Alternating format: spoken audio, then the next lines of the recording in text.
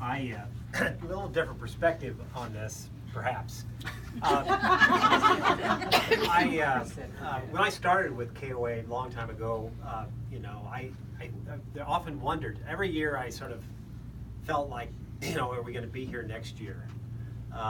Because I wondered if the company was going to survive. And I take from the perspective, I don't know the number exactly, but we probably had 650 campgrounds out there, and many of them not so hot. But every year that we would have less. We would lose 10 or 12, and we'd go down further and take another $200,000 hit in royalties. And I said, how can a company continue this trend for, I started in 81, and for 15 years, or more, it was like that. And so you wondered, what could the end be? Well, it seemed pretty obvious to me that it wasn't going to be good.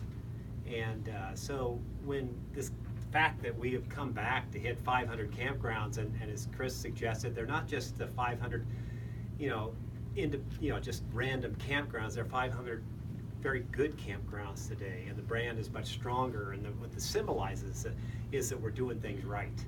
And so that's why this is so nice to have, and something that I never thought we'd get to, quite honestly. I mean, I thought, we're never going to make 500, and what do you know? Here we are.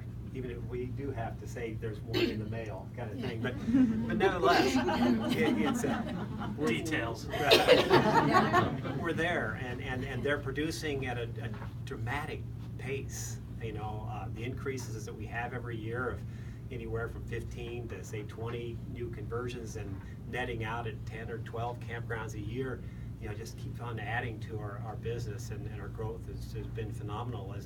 We're always looking at sort of same store growth. Everybody who knows this flashlight, and we talk about the occupancy and the rate and the yield on it, but this is really the gross of all campgrounds, the contribution to KOA, and when we're adding campgrounds, it's hard to go backwards.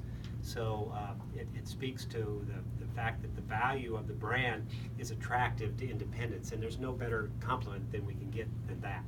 So here's to KOA. Yay.